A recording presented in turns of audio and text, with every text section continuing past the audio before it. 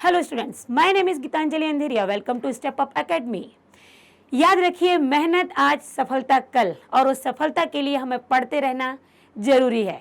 और आज हम पढ़ रहे हैं हिंदी व्याकरण का शब्द निर्माण, और शब्द निर्माण के अंतर्गत पढ़ रहे हैं प्रत्यय, और प्रत्यय के अंतर्गत पढ़ रहे हैं कृत प्रत्यय।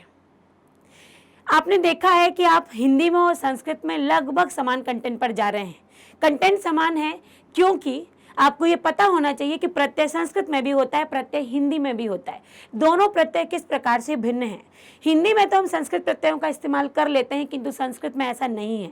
तो आप ये देखिएगा ध्यान से कि दोनों में क्या अंतर है। जब हम दोनों विषय पढ़ते हैं बैठकर, तो दोनों ही प्रत्यय आएंगे, दोनों में उपसर्ग आएंगे, दोनों में ही क्रियाएं आएंगी, दोनों में ही काल आएंगे, दोनों में ही समास संधि सब कुछ आएगा, क्योंकि हम क्या पढ़ रहे हैं, व्याकरण। तो इन दोनों में अंतर हमें समझ में आता जाएगा, तो प्रत्यय में भी आप आसानी से समझ पाएंगे। अब यहाँ पर आप देख रहे हैं कि शब्द निर्माण अर्थात जब हम शब्दों का निर्माण करते हैं, यदि आप शब्द में प्रत्यय लगाते हैं तब भी एक नवीन शब्द का निर्माण हो जाता है, यदि हम उपसर्ग लगाते हैं तब भी एक नवीन शब्द का निर्माण हो जाता है। तो शब्द निर्माण की इस श्रृंखला में हमने उपसर्ग पढ़ा, प्रत्यय पढ़ा, उसके पहले शब्द विचार भी पढ़ाया जा रहा था, क्योंकि शब्दों से संबंधित ये सारे ही हमारे वीडियो चले जा रहे हैं, जहां पर आप नए शब्दों का निर्माण करेंगे। तो आज जो पढ़ने वाले हैं शब्द निर्माण की श्रेणी में, वो है प्रत्यय। और प्रत्यय पढ़ने से पहले, जैसा कि मैं अपने हर वीडियो में आपको एक पंक्ति जरूर बोलती हूँ कि जब भी आप किसी भी विषय को पढ़ रहे हैं, किसी टॉपिक को यदि आप पढ़ रहे हैं और उसकी परिभाषा यदि आपको याद करनी है और आप कहीं ना कहीं कठिनाई का सामना करते हैं, तो उस समय कठिनाई का सामना नहीं करना है, आपको परेशान नहीं होना है, आपको घबरा कर उसको छोड़ नहीं देना है कि परिभाषा तो पेपर में नहीं आती है, किंतु परिभाषा याद है तो हमारे शब्दों का जो हल है, जो शब्दों को तोड़ना है, जोड़ना है, वो हम आसानी से कर पाते हैं। तो किसी भी शब्द को पढ़ने से पहले उस शब्द का शाब्दिक अर्थ जान लेना अति आवश्यक है। यदि आपने दोनों शब्दों को तोड़कर उनका अर्थ देख लिया, जान लिया, तो आपकी परिभाषा आप निर्मित कर लोगे। और जब अपनी परिभाषा आप बना लोगे तो ये निश्चित है, ये विश्वास मानिए कि आप उस परिभाषा को भूलोगे नहीं। परीक्षाओं में परिभाषा नहीं आती है, लेकिन जो पूछा जाता है, जो व्याकरण का लेवल एक रहता है, उसमें उन परिभाषाओं से संबंधित ही आप उत्तर दे पाओगे। यदि परिभाषा क्रिया, विशेषण, प्रत्यय, उपसर्ग की नहीं पता तो हम कैसे पता लगा पाएंगे प्रत्यय कौन सा है, कहाँ लगता है, जहां से मैं उसे ढूंढना शुरू करूं, कहाँ उपसर्ग लगता है, जहां से मैं उसे पहचानना शुरू करूं। तो कहने का मेरा यही तात्पर्य है कि शाब्दिक अर्थ पहचान लेना बहुत जरूरी है। अब यहाँ पर हम चलते हैं, आगे बढ़ते हैं, और सबसे पहले प्रत्यय का शाब्दिक अर्थ देखेंगे। तो देखिएगा, यहाँ प्रत्यय लिखा हुआ है। प्रत्यय दो शब्दों से मिलकर बना है। संस्कृत में 3 जाता है, एक धातु भी जाती है, पर यहाँ पर प्रत्यय 2 शब्दों से मिलकर बना है, प्रति और अय। प्रति का आप एक अर्थ देख रहे हैं, लिखा हुआ है पीछे, पर प्रति का एक और भी अर्थ होता है, के अनुसार। जब के अनुसार या के पीछे, जब हम किसी का अनुसरण करते हैं तो उसके पीछे ही पीछे करते हैं ना, ठीक है। तो यहाँ पर जो प्रति का अर्थ है वो पीछे है, मतलब जब भी आप शब्द में लगाओगे तो वहां पर आपको ये देखना होगा कि आपका जो शब्द है उसके पीछे जो लगे हुए हैं, बस वही प्रत्यय है। अय मतलब होता है यहाँ पर जुड़ना, तो जो पीछे जुड़ते हैं वो क्या है, प्रत्यय। यहाँ पर अपनी परिभाषा बन गई, जो पीछे जुड़ते हैं, और चूंकि शब्दों के पीछे ही जुड़ेंगे तो ये हमारी परिभाषा यहाँ पर हो गई। शब्द के अंत में लगकर जो शब्द का अर्थ बदल देते हैं, अर्थ में जो परिवर्तन कर देते हैं। लेकिन याद रखिएगा, प्रत्यय अपने मूल शब्द को कभी नहीं छोड़ता है। जैसे कि आप देख पाएंगे, यहाँ खेल लिखा हुआ है, आड़ी प्रत्यय लगा हुआ है। हिंदी के प्रत्यय हैं, बिल्कुल सरल प्रत्यय होते हैं, पीछे जो शब्द है वो प्रत्यय बन जाता है। आप देख रहे हैं खेल का जो मूल शब्द खेल है, क्या खिलाड़ी में वो शब्द आपका कहीं हटा? नहीं हटा। तो कहने का यहाँ पर तात्पर्य है कि प्रत्यय में मूल शब्द नहीं हटता है, मूल शब्द वही रहता है, और पीछे एक प्रत्यय लग जाता है, जिससे कहीं संज्ञा और कहीं विशेषणों का निर्माण हो जाता है। लेकिन वहीं आप यदि उपसर्ग की बात करें, मैं थोड़ी सी उपसर्ग की चर्चा करना चाहूंगी। यदि मैंने यहाँ पर ज्ञान लिया, ज्ञान अपना मूल शब्द है ज्ञान, पर यदि मैंने यहाँ पर सु उपसर्ग लगा दिया, ठीक है, ज्ञान अपना रूप नहीं छोड़ेगा, लेकिन उस ज्ञान में परिवर्तन हो गया, सुज्ञान हो गया। चलिए, ये तो अच्छी बात है। लेकिन यदि मैंने यहाँ कु लगा दिया, कु प्लस ज्ञान, अब बताइए, जो ज्ञान हमको था वो ज्ञान में तो कु उपसर्ग लग गया, तो ये तो बिल्कुल परिवर्तित हो गया, कुज्ञान हो गया, मतलब ये तो बुरा ज्ञान हो गया। तो क्या किया, अपना रूप परिवर्तित किया। यहाँ पर लेकिन खेल से जो खिलाड़ी बना है उसने अपना रूप परिवर्तित नहीं किया है, क्योंकि खेलने वाला ही खिलाड़ी होता है। समझे होंगे आप कि जो प्रत्यय है वो अपना मूल शब्द नहीं छोड़ता है, मूल धातु जो है उसको नहीं छोड़ता है, और बाकी जो पीछे प्रत्यय लगता है उससे एक नए शब्द का निर्माण हो जाता है जो संज्ञा और विशेषण बना देता है। झगड़ा, झगड़ा में आलू प्रत्यय लग गया, झगड़ालू। ईर्ष्या होता, ईर्ष्या में आलू प्रत्यय लग जाता है, ईर्ष्यालु। सप्ताह धन एक, अब देखिए जब भी एक प्रत्यय आता है, यहाँ पर देखिएगा ध्यान से, एक प्रत्यय के होने से जो मूल शब्द होता है, जो शब्द बना है, उसमें बड़े आ की मात्रा लग जाती है, या यूं कहें थोड़ा सा परिवर्तन हो जाता है, मात्राओं में बदलाव आ जाता है। जैसे मैंने इतिहास में इतिहास प्लस एक प्रत्यय लगाया तो ये क्या हो जाएगा, ये ऐतिहासिक हो जाएगा।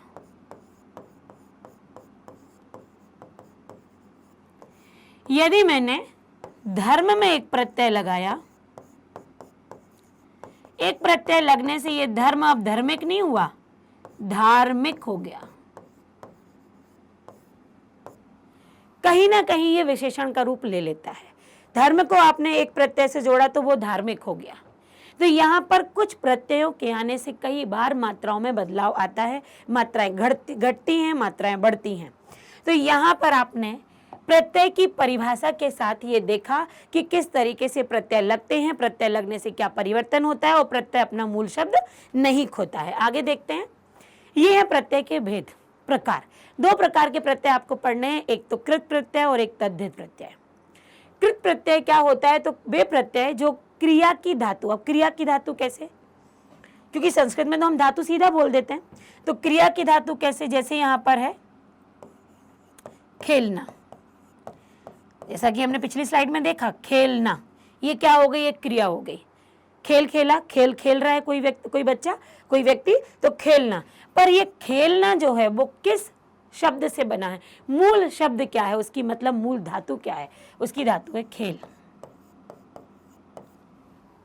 लिखना, इसकी मूल धातु क्या है भाई, ना से ना लग गया, ये तो ना प्रत्यय लगने से लिखना तो बन गया, पर मूल शब्द क्या है, उस प्रत्यय को आप हटा दीजिए। देखिए मूल शब्द पहचानना कोई बड़ी बात नहीं है, जो प्रत्यय पीछे लगा हुआ है उस प्रत्यय को हटा दो, प्रत्यय हट गया तो क्या बच गया, लिख, बस यही उसका मूल शब्द हो गया, या यूं कहें तो यही उसकी धातु हो गई। तो परिभाषा वही कह रही है कि वे प्रत्यय जो क्रिया की धातुओं में लगकर पीछे लग जाते हैं, धातुओं में पीछे, और संज्ञा और विशेषण बना देते हैं, वे कहलाते हैं, जो शब्दों संज्ञा और विशेषण शब्दों का निर्माण करते हैं, उनको हम कहते हैं कृत प्रत्यय। तो कृत प्रत्यय यहाँ पर क्या कर रहे हैं, धातुओं के पीछे लगते हैं और संज्ञा और विशेषण शब्दों को बना देते हैं। तो किस तरीके से, और इनको कृदंत भी कहते हैं। कृदंत क्यों कहते हैं, कृत प्रत्यय या कृत शब्द जो शब्द के पीछे लग जाते हैं, पीछे लगने के कारण कृदंत को भी हम शाब्दिक अर्थ में, बिल्कुल मेरी परिभाषा पर मत जाइए, आप तो यहाँ पर शाब्दिक अर्थ पहचान लीजिए। कृत, आप यदि संस्कृत संधि से थोड़े से भी यदि जानकारी रखते हैं तो यहाँ पर दाता में परिवर्तित हुआ और पीछे का ये व्यंजन संधि के अंतर्गत कृत धन अंत, तो वो कृत प्रत्यय जो कहाँ लगते हैं, अंत में लगते हैं। अंत में लगने के कारण कृत प्रत्यय जो अंत में लग रहे हैं, इसलिए इनका एक और नाम दे दिया कृदंत। तो ये कृदंत प्रत्यय धातुओं में लगते हैं, संज्ञा और विशेषण का निर्माण करते हैं। अब देखते हैं कि किस तरीके से ये संज्ञा और विशेषण का निर्माण कर रहे हैं। अभी हम कृत की बात कर रहे हैं, तद्धित की नहीं, लेकिन तद्धित की जब हम बात करेंगे तो बिल्कुल अगले वीडियो में आपको तद्धित ही बताया जाएगा इसी की श्रृंखला में। तो तद्धित जो होते हैं वो कहाँ लगते हैं, धातुओं में नहीं लगते हैं। इतना मैं आपको यहाँ हिंट किए जा रही हूँ, लेकिन अभी कृत प्रत्यय पर हम पूरा फोकस करते हैं। कर्ता का बोध कराने वाले विशेषण, ऐसे विशेषण जो कर्ता का भी ज्ञान कराएं कि कर्ता कौन है।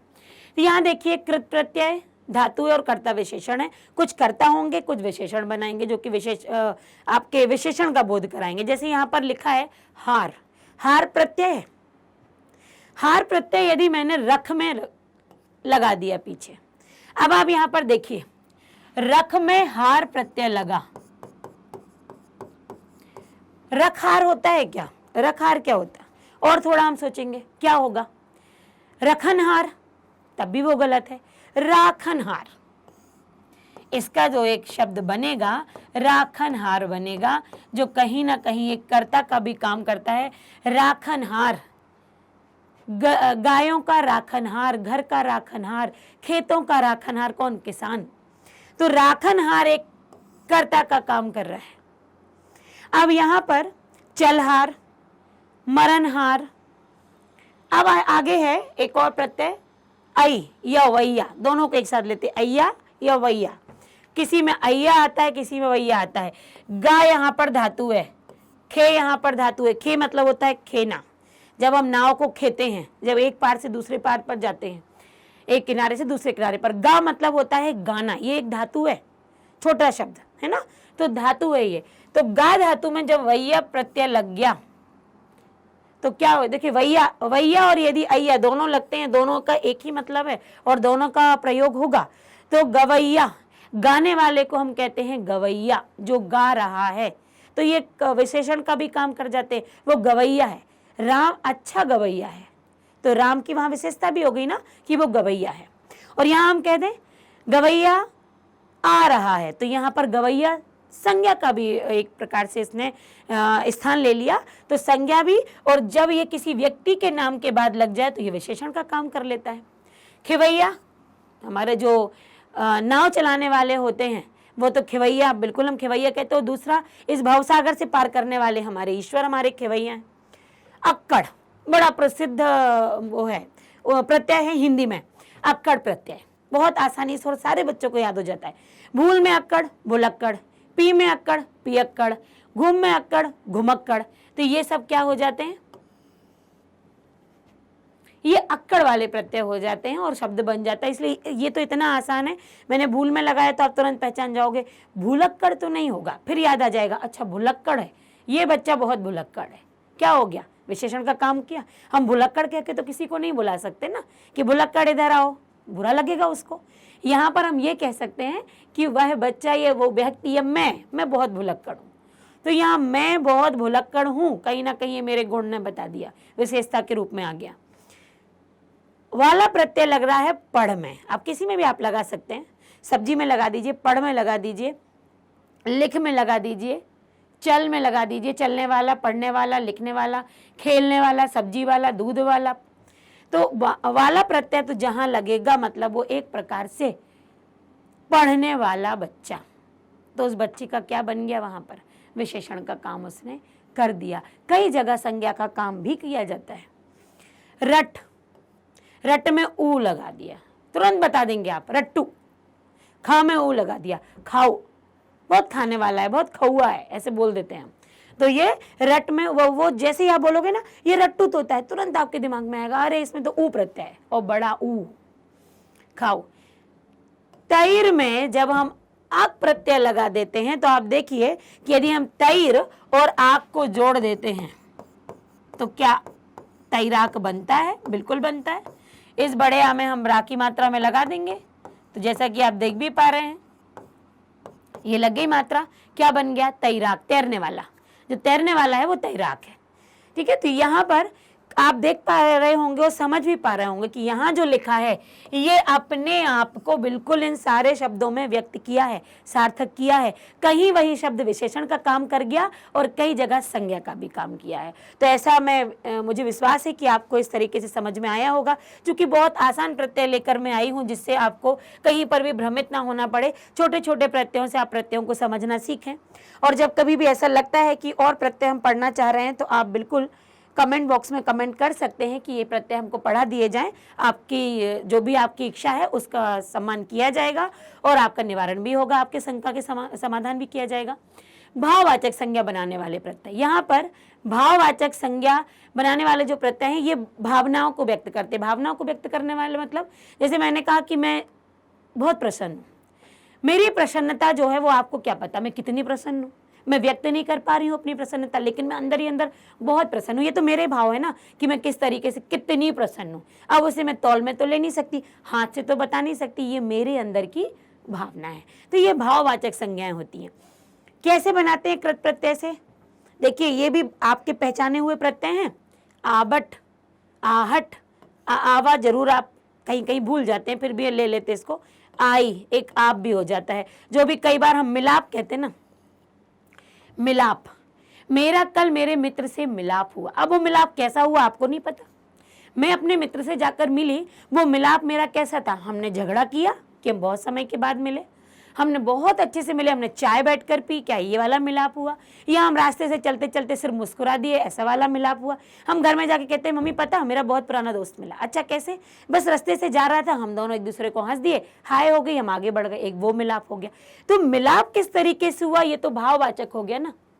उसके मिलने से आपको कितनी प्रसन्नता हुई, आपका मिलाप किस तरीके से हुआ, चाय कॉफी वाला, हाय हेलो वाला, मुस्कुराने वाला, ये तो आपको ही पता है, उसे आपने लेकिन मिलाप नाम दिया। तो कहीं ना कहीं ये क्या है, आपकी भाववाचक संज्ञा। आवट, दिख, देख में जब आवट प्रत्यय लग जाता है तो वो दिखावट हो जाता है। लिख में जब आवट प्रत्यय होता है लिखावट हो जाता है।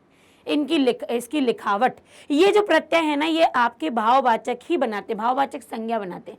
तुम्हारी लिखावट अच्छी नहीं है, इसमें लिखावट में जो आवट लग गया मतलब ये तो भाववाचक में चला गया। अब इसको हम कितनी बुरी है ये नहीं कह सकते हैं, और कितनी अच्छी ये भी नहीं हम बता सकते। स्टार दे देंगे, अति उत्तम लिख देंगे, बहुत सुंदर लिख देंगे, वेरी गुड लिख देंगे, एक्सीलेंट लिख देंगे, लेकिन और कितना बोल पाऊं, इतनी सुंदर लिखावट है, तो भाववाचक संज्ञा में आ जाती है। आहट, चिल्लाहट, चिल्लाओ मत, किसी को थोड़ा सा चिल्लाना भी बड़ा तेज लगता है, कोई बहुत तेज तेज चिल्लाता है, तो ये क्या है, ये भाववाचक संज्ञा में आ जाती है। चिल्लाहट, घबराहट, सकुचाहट, मुझे अंदर घबराहट हो रही है, तो पूछते हैं कैसी घबराहट हो रही है, कितनी घबराहट हो रही है, किस प्रकार, अरे कैसे बताऊं, ये तो मेरी घबराहट है, मुझे कैसे पता, मैं कैसे बता पाऊं आपको कि घबराहट कैसी हो रही है। भाववाचक संज्ञा है। जिन बातों को आप व्यक्त नहीं कर पाते, आप अपनी भावनाओं में ही समझ पाते हैं, वो भाववाचक संज्ञाएं होती है। चिल्लाहट, आपका चिल्लाना किसको कितना चिल्लाना लग रहा है, आपको लग रहा है मैं तो नॉर्मल बात कर रही हूँ, मैं तो ऐसे ही पढ़ाती हूँ, मेरी आवाज़ इतनी ही होती है, पर सामने वाला कह रहा नहीं आप चिक चिक कर पढ़ाते हो, तो अब मैं कैसे बताऊँ आपको कितना चिल्लाना लगता है और मुझे कितना नहीं लगता। भाववाचक संज्ञा। दिखावा, इसमें क्या है, देख में जब आवा प्रत्यय लग जाता है तो हो जाता है दिखावा। छलावा, पछतावा, तो ये भी तो आप देखिए ना, दिखावा और छलावा, किसी ने छल किया आपके साथ, कपट किया, ईर्ष्या की, दोष किया, तो इसका भी कोई नाप तोल नहीं है, ये तो आपको खुद ही समझ में आ जाएगा वो कितना छल आपके साथ किया, कितना दिखावा करता है वो व्यक्ति। मैं कैसे बताऊं, वो यहाँ आता है तो ये बोलता है, ये दिखाता है, पैसे दिखाता है, गाड़ी दिखाता है, ये दिखावा हो गया। और भी किस तरीके से करता है, सारी की सारी भाववाचक संज्ञाएं जहां हम व्यक्त करना मुश्किल हो जाता है। आई प्रत्यय लग जाता है, लड़ में आई लगा लड़ाई, भला में आई लगा भलाई, पढ़ में लगा तो पढ़ाई, लिख में लगा तो लिखाई। तो इस तरीके से ये यहाँ पर आवट, कुछ ही प्रत्यय यहाँ पर दिए हैं, बहुत सारे होते हैं, कई बार भाववाचक में और प्रत्यय भी आते हैं। कुछ प्रत्ययों को मैं लेकर आई हूँ जिनको आप शायद पहचानते भी हों और जिनको आपको पढ़ना आसान हो जाए, जो कि आप अधिकतर अपनी कॉपियों में, अपनी किताबों में इसे देख पाते हैं। किताबों में जब भाषा की बात हम करते हैं ना, तो हम उनमें समझ पाते हैं, अच्छा ये आवट प्रत्यय, ये ईला प्रत्यय, ये आ प्रत्यय, ये ऊ प्रत्यय है। तो उन्हीं प्रत्ययों को ज़्यादातर लाया गया है जिनसे आप जल्दी फैमिलियर हो जाए, उनसे आपकी फ्रेंडशिप बहुत जल्दी हो जाए। करणवाचक, अब ये करणवाचक भी होता है, करण आपने विभक्ति में देखा होगा, तो ये करणवाचक संज्ञा बनाने वाले प्रत्यय कृत प्रत्यय। करणवाचक कैसे बनाएंगे, करणवाचक से संज्ञा बनाने वाले प्रत्यय नी, चटनी संज्ञा है, चटनी संज्ञा है, चटनी खट्टी है, खट्टी उसकी विशेषता है, तो चटनी, ओढ़नी, लेखनी, ये सब की सब नी प्रत्यय लग जाता है, तो क्या बन जाते हैं ये, आपने ओढ़ में लगा दिया, यहाँ देखिए आपने जब ओढ़ में नी प्रत्यय लगा दिया तो ये बन गया ओढ़नी, चट में लगा दिया तो ये बन गया चटनी, लिख में बना दोगे तो बन जाएगा लेखनी। आओ, बड़ा ऊ लग रहा है, झाड़ू, जिससे आप झाड़ते हो वो क्या, झाड़ू, तो ऊ प्रत्यय हो गया। बेलन, बंधन, और भी ऐसे शब्द जो आपको याद आ रहे हैं, तब आप अपनी कॉपी पर इसे नोट कर सकते हैं कि इसके और क्या हो सकते हैं। क्या आप और प्रत्यय भी आप दे सकते हो, तो आप मुझे बता सकते हो कि मैम इससे और प्रत्यय भी बन सकते हैं।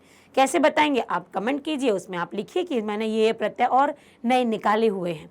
आ, झूला, भूला, ठीक है, तो ये क्या बन जाते हैं आपके, आ प्रत्यय से।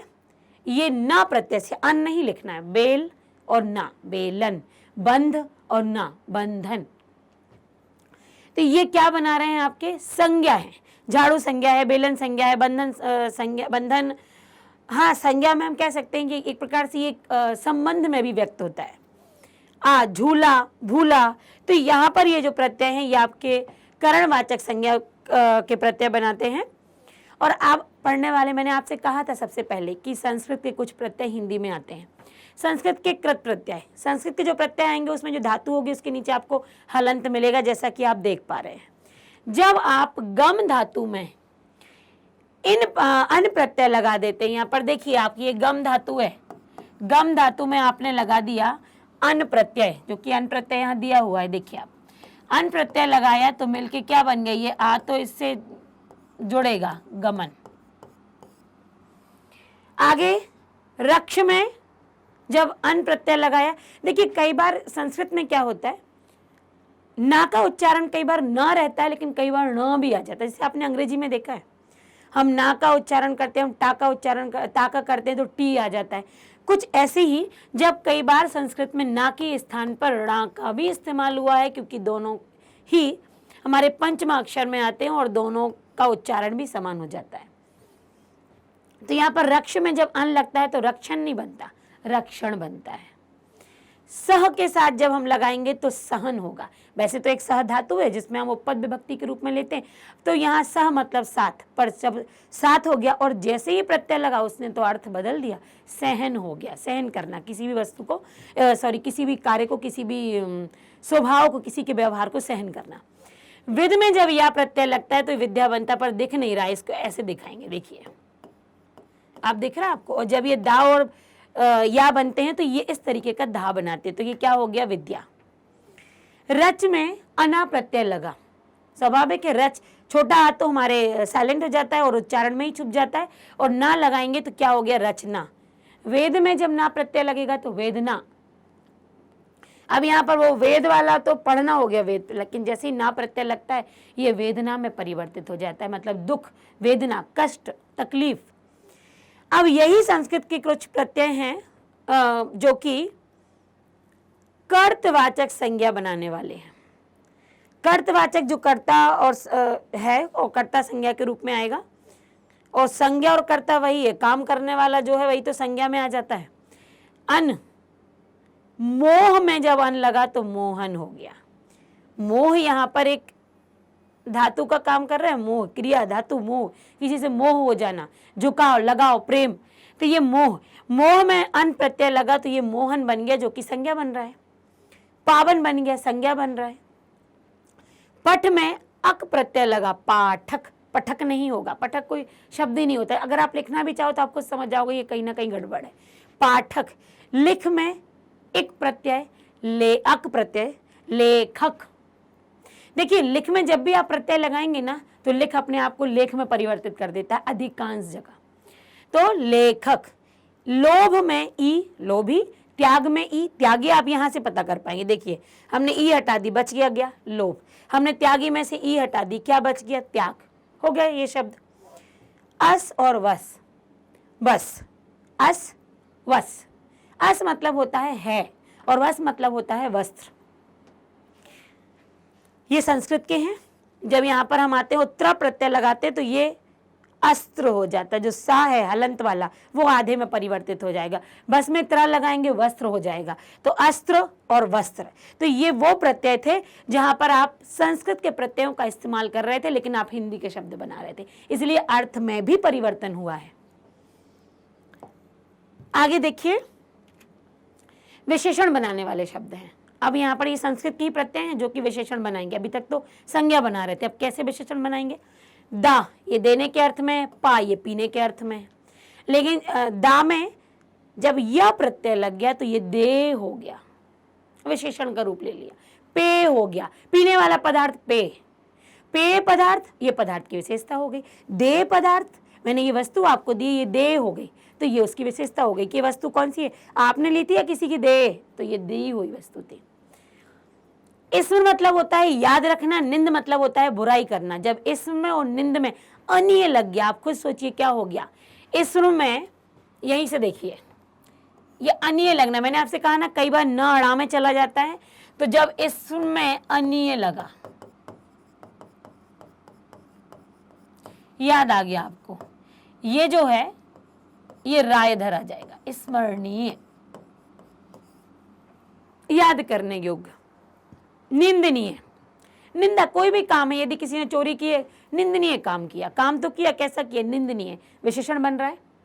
वो जो पाठ था ना वो स्मरणीय था, वो व्यक्ति बहुत स्मरणीय था, वो मिलके गया तो लेकिन उसे मैं आज तक नहीं भूली, उसकी बातों को आज तक नहीं भूली, इतना विद्वान था वो, स्मरणीय, उसको आज भी याद करते हैं लोग। तो स्मरणीय हमारे महापुरुष सारे स्मरणीय हैं, निंदनीय तो बिल्कुल भी नहीं है, ये उनकी विशेषता है, ये विशेषण शब्द बना रहे हैं।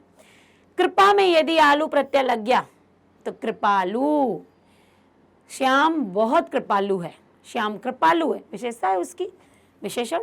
सारे के सारे शब्द विशेषण को फॉलो कर रहे हैं। त्य, क्री में त्य लगा, कर्तव्य बन गया। फिर लभ में यदि यह लगा, त्य लगा, तो ये लभ बन गया। लभ है जो लाभकारी हो, और कर्तव्य जो किया गया, जो हमारा कर्तव्य है, तो जो मेरा कर्तव्य, पढ़ना मेरा कर्तव्य है, या यूं कहूं पढ़ाना मेरा कर्तव्य है। पढ़ना तो हर व्यक्ति का कर्तव्य है ही, पढ़ाई नहीं छोड़नी है, पढ़ाना मेरा कर्तव्य है, मेरी ड्यूटी है। तो वो ड्यूटी क्या है, मेरा पढ़ाना, मतलब ये विशेषण को फॉलो कर रहे हैं।